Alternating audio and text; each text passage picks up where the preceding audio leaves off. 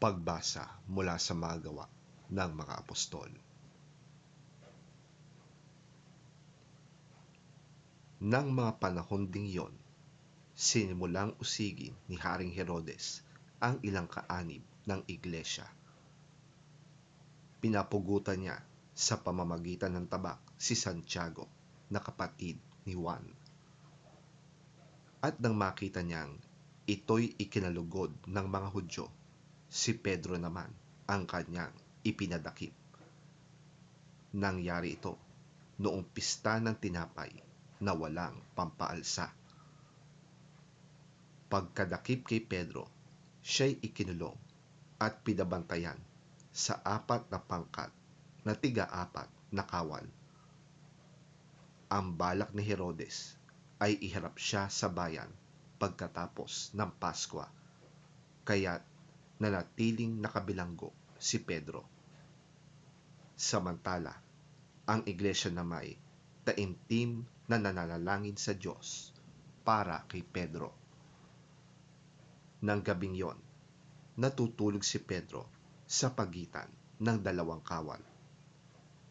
Nakagapos siya ng 2 tanikala at may magabantay pa sa harap ng pinto ng bilangguan. Balak ni Herodes na iharap siya sa bayan kinabukasan. Walang ano-ano'y lumitaw ang isang anghel ng Panginoon at nagliwanag na mabuti sa bilangguan. Tinapik nito si Pedro sa tagiliran at ginising. "Dali, bumangon ka," sabi ng anghel. Nakalag ang mga tanikala sa mga kamay ni Pedro. "Magbihis ka't magsuot ng sandalyas," sabi ng anghel. At ganoon nga ang kanyang ginawa. Sinabi pa sa kanya ng anghel, "Magbalabal ka't sumunod sa akin." Sumunod nga si Pedro sa anghel, ngunit hindi niya alam kung totoo nga ang nangyayaring yon. Akala niya'y nananaginip lamang siya. Nakalampas sila sa una at pangalawang bantay at nakarating sa pintuang bakal na labasan papunta sa lunsod. Ito'y kusang nabuksan at sila'y lumabas. Pagkaraan nila sa isang kalye, biglang nawala ang anghel. Noon natauhad si Pedro, kaya't sinabi niya, "Ngayon ko natiyak na totoo pala ang lahat." Isinugo ng Panginoon ang kanyang anghel at iniligtas ako sa kamay ni Herodes at sa ibig ng mga Hudyo na mangyari sa akin.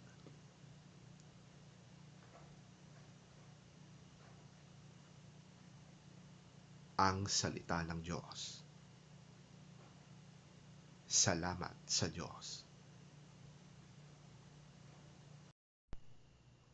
Pagbasa mula sa 2 sulat ni Apostol San Pablo kay Timoteo.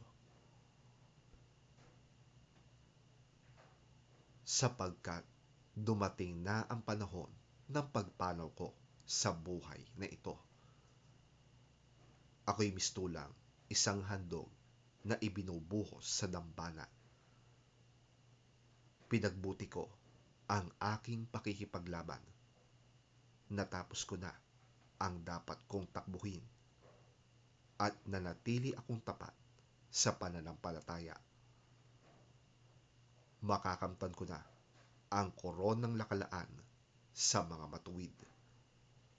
Sa araw na yon, ang Panginoon na siyang makatarungang hukom ang siyang magpuputong sa akin ng korona, hindi lamang sa akin, kundi sa lahat ng nananabik sa kanyang pagbabalik.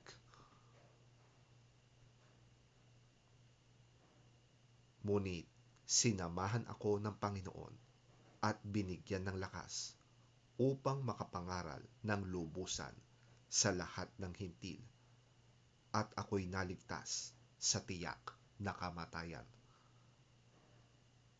Ang Panginoon ang magliligtas sa akin sa lahat ng kasamaan, at siya rin ang maghahatid sa akin ng ligtas sa kanyang kaharian sa langit. Purihin nawa siya magpakailanman. Amen.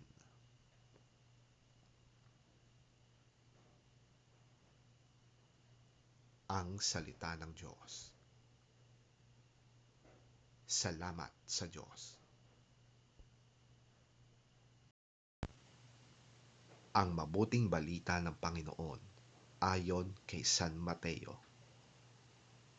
Papuri sa iyo, Panginoon.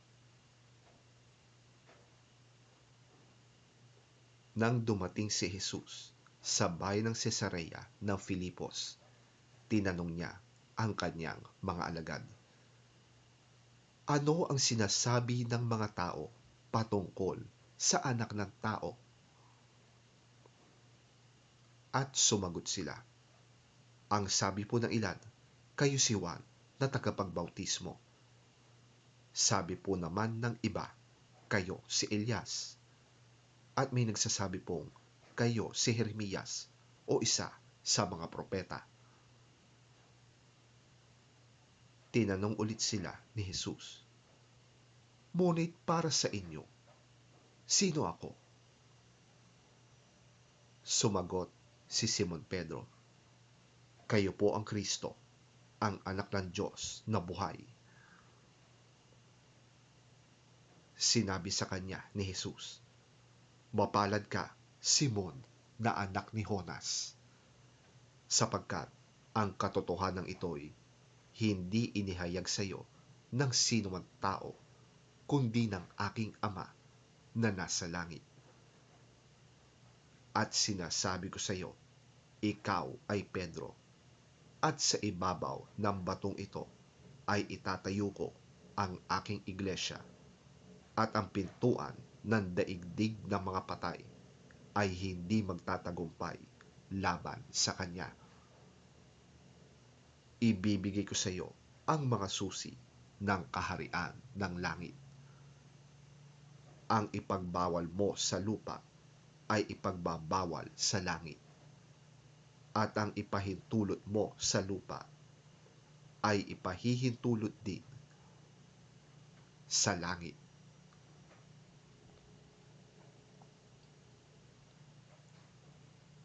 Ang mabuting balita ng ating Panginoon.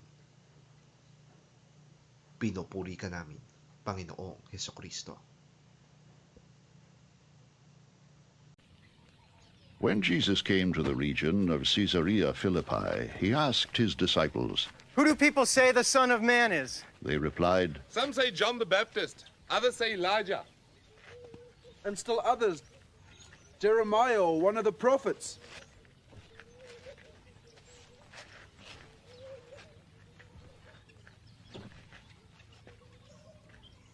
Well, what about you? he asked. Who do you say I am?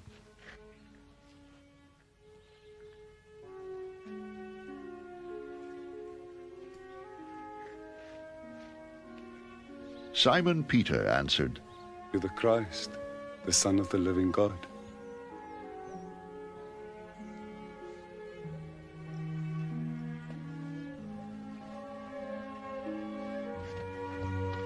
Jesus replied, Blessed are you, Simon, son of Jonah. For this was not revealed to you by man, but by my Father in heaven. And I tell you that you are Peter, and on this rock I will build my church, and the gates of Hades will not overcome it. I will give you the keys of the kingdom of heaven. Whatever you bind on earth will be bound in heaven, and whatever you loose on earth will be loosed in heaven.